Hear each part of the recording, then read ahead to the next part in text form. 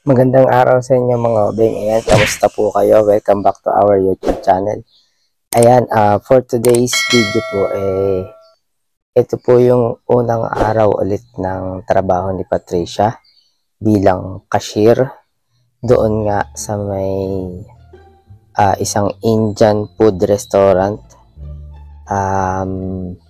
Bali, ang pasok niya is every Tuesday to Sunday. So, ang day off niya is Monday. And then, ang sahuran niya is every Sunday. So, every week.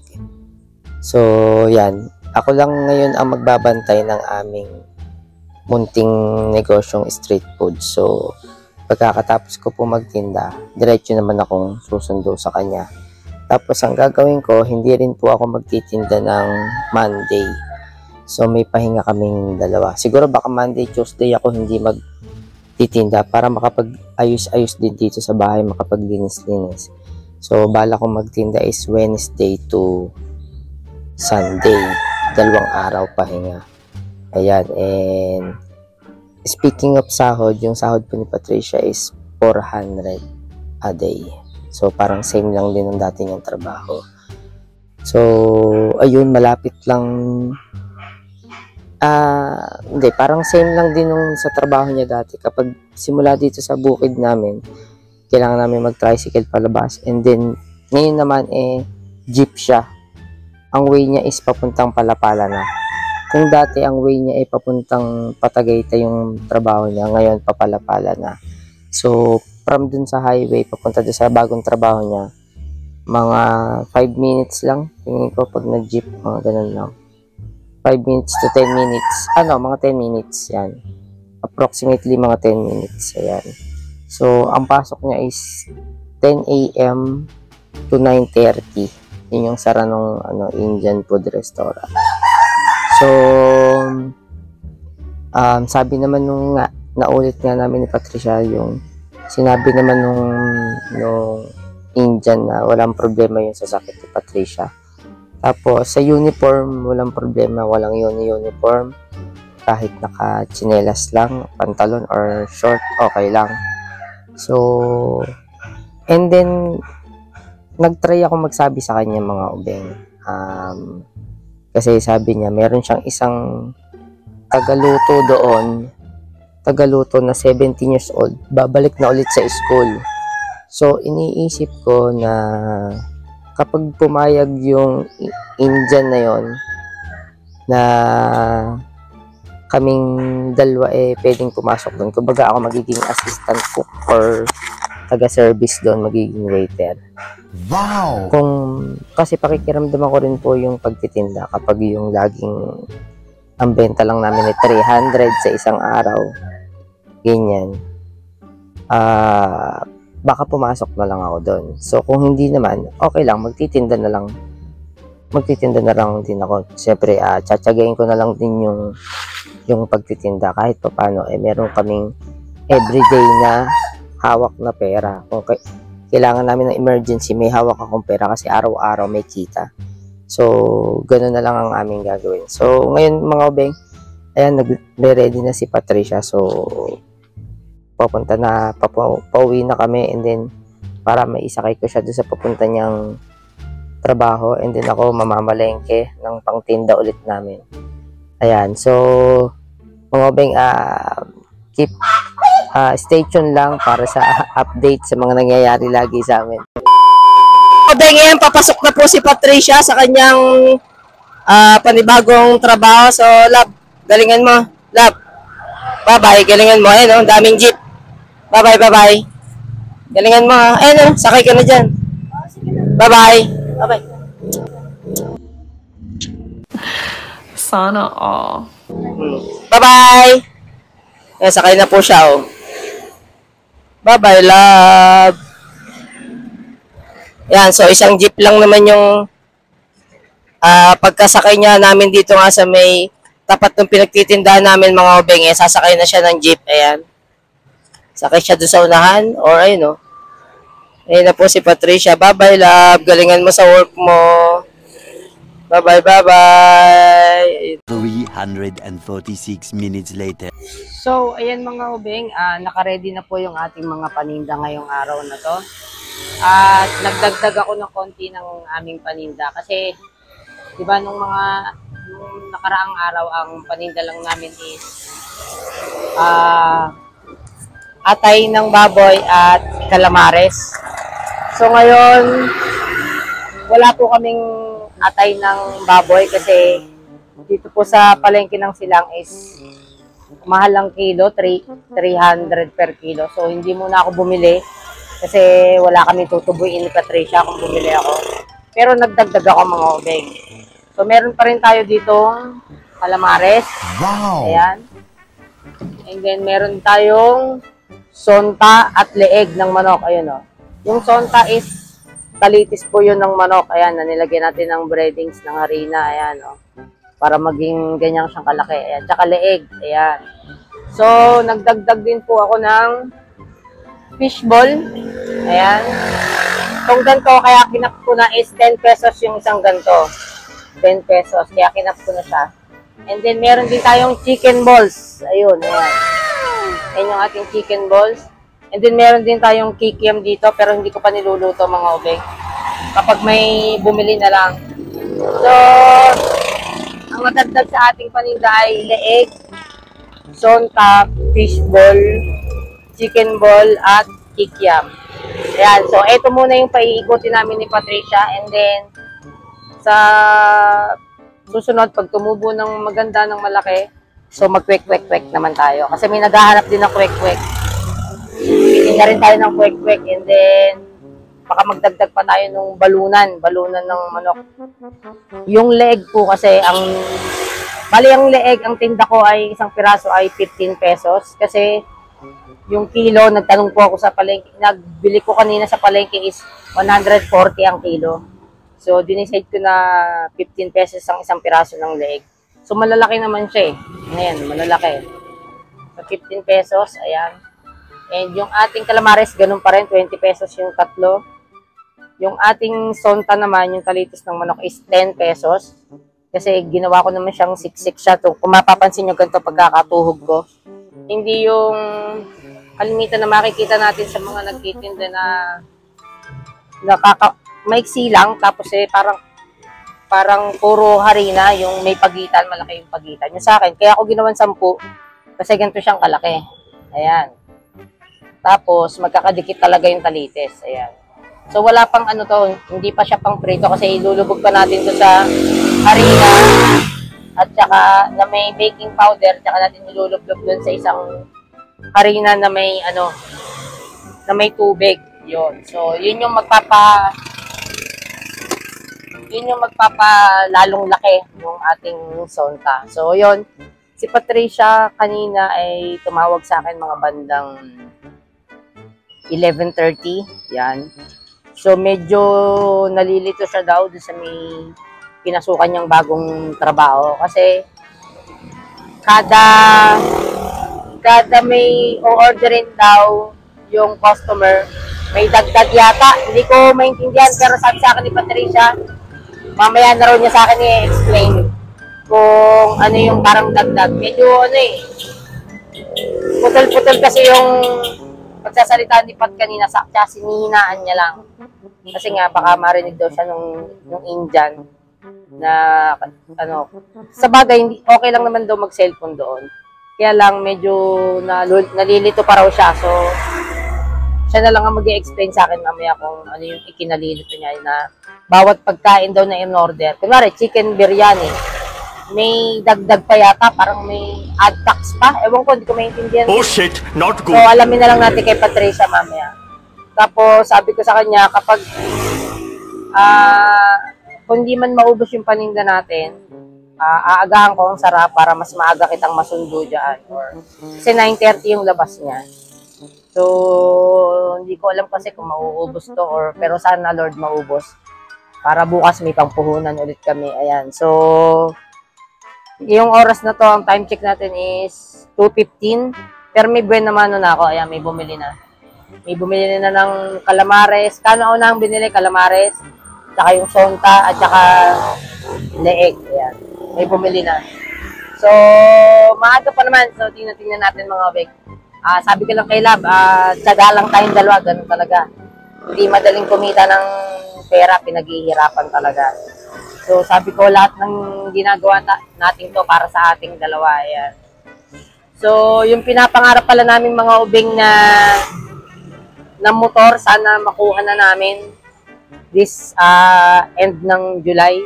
Kasi magsasahuran ulit ng YouTube, so sana makasahod kami para makuha namin yung motor na pang-service namin. Kasi, sa totoo lang, nahihirapan talaga kami sa pamasahe. Pamasahe pa lang, muubos na kami ng halos 150 araw-araw. So, kung may motor kami, malaking bagay. Pag nagasan na namin ng 200, 300, halos isang linggo na namin magagamit yun. So, pag-pray nyo, mga ubeng, na makuha namin yung motor na yun. Sana lang talaga. Sana lang.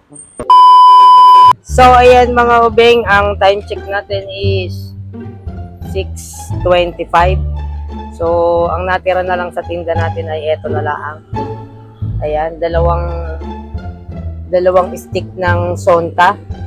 Tapos yung leeg ay 1, 2, 3, may 5 piraso pa. And yung fishbowl natin, konti na lang din. Magsasara na rin po ako kasi para mapuntahan ko si Patricia dun sa kanyang bagong pinagtatrabahuan, pinasukan. At hindi raw siya maka-relate sa pinagod kasi nga ang nandun puro iba-ibang lahi na raw. May nga karamihan syempre mga Indian. So malalaman natin mamaya kung ano pa yung ibang lahi na sinasabi. Kasi ako doon sanay naman makipag-usap sa mga nag-i-English lang. Pero pag ganung mga Indian, mahirap nang intindihin ng ano kasi noon, yung English nila medyo ma-islang. So, may mangyayaring ang party mamaya, tapos magpapagaw daw yata ng pera. Hindi ko alam kung bariya or buo. So, bibilisan ko na lang magtiklop dito. Pero bukas magtitinda ulit ako para makaabot tayo sa sinasabing party. So, let's go. So, sundin na natin si Patricia. Hindi ko na po napakita sa inyo yung doon sa pinagtrabahuhan ni Pat kung sino yung mga nationality o sino yung mga tumating doon. Kasi po pagdating ko, halos wala na rin tao, puro Indian na lang din yun nandoon. Ayan. And ang pinaka sineselebrate nila kasi nga anniversary ng kasal na. Kasal, ayun. Anniversary ng kasal. So, syempre ang mga food puro pang Indian. So, kanina nung pauwi kami, mga around 9 PM pinakain kami. Ang pinakain sa amin yung anong tawag doon? Yung pinakain sa atin, yung huli. Chicken masala ba yan? Ano ba tawag doon? Ayun, chicken masala. Parang namamarehas ng lasa sa atin dito ng chicken curry. Pero mas doble ang anghang. Sa bagay yung chicken curry sa atin dito hindi man maanghang. Kaso yun sobrang maanghang talaga. Tapos yung 'di ba sa atin ang chicken curry yung medyo madilaw-dilaw, yung kanila as in mapula. So yun yung kinain namin kanina nung bago kami umuwi ni Pat, na yun nga chicken masala kung tawagin. And ayun, wait lang lab, kamusta yung first day mo? Yung kanina, ganong kadami yung day? Ano mo lang yung mga tao na ibig sabihin yung mga marami ba yung Indiano o yung mas marami yung Pilipino? Ano na mas marami? Indian. Ay, syempre mga Indian daw marami. Pero meron din daw mga foreigner tsaka Pinoy, no? Meron? Pero mas lamang, syempre, mas lamang ang mga Indiano. Tap- na nga ng ulo ko, kakarinig ng language. Oo, tapos kasi meron kasi silang TV na malaki doon. Ang tugtog, syempre, puro pang Indian. Pero meron naman doon na Mga umaga, putik yun, parang may dasal yata ng pang Indiano. Parang ano, parang, tapos, para silang ano,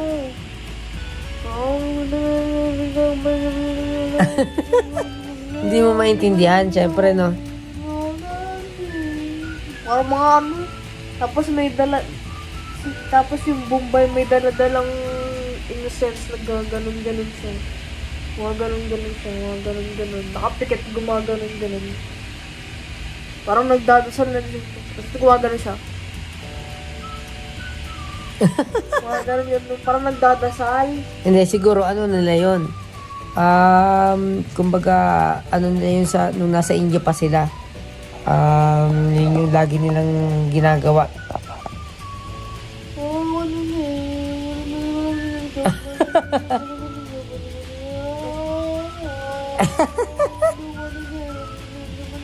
Hindi ko maintindihan.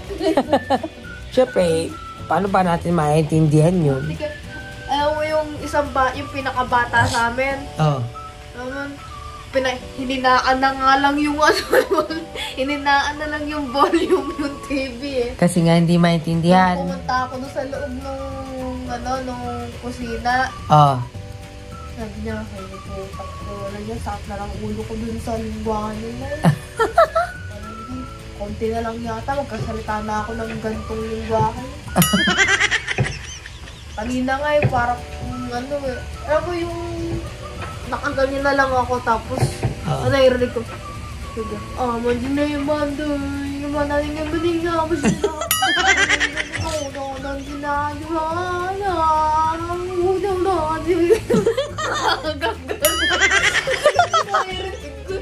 ako hindi ko alam kung magiging Indiano na ba ako o ano. Ako yung nakaganyan na lang ako. Sabi ko,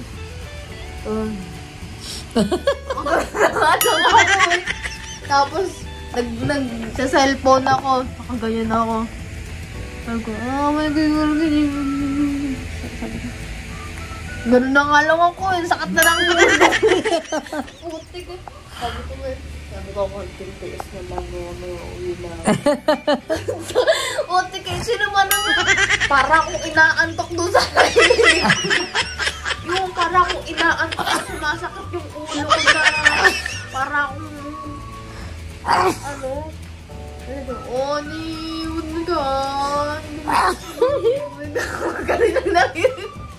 wala na ako doon nakinig, kundi gano'n eh.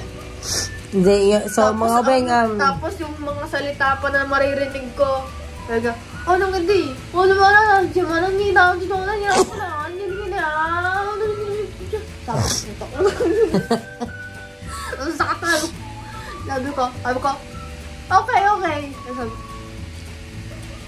Tapos pinag ko na naman, magkapatog-program. Magdingin daw wala. Hindi ba na yung suno? Hindi ba na yung wala dahil? Hindi ba na yung hindi, yun nga lang, mga beng, wala eh. Hindi mo talaga maintindihan, siyempre, salitang ano yun. Wala na akong naintindihan eh. So yun lang, alam mo, itsura ko na lang dun sa kaha. Kaganon lang ako, nakaganon lang ako. Tatanungin ako nung Bombay, sabi, ikaw, ayos ka lang, ayos. Sabi ko,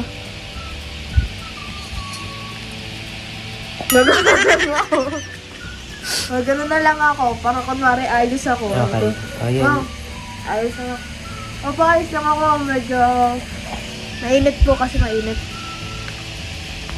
Gano'n na ako, tapos may rinig ko na naman yung, nagdiniyo doon, wala na ako naintindihan na yung, So yun mga beng, wala na akong magpapaalam na po kami kasi anong oras na, it's 12:30 na, buong araw. papahinga na po kami ni Patricia, ayan. Magpapahinga na talaga ako at ang mga narinig ko yung sakit sa ulo. Kasi yun yung naging ano niya, syempre, yun yung naging boss niya eh. Sakit sa ulo. So yun lang mga beng, maraming salamat Thank you po sa lahat ng laging sumusuporta po sa aming YouTube channel. Ayan, kung bago ka pa lang po sa aming YouTube channel, ayan, please click subscribe button and notification bell para updated po kayo sa aming vlog. Please like and share. Thank you so much. Bye-bye po and God bless.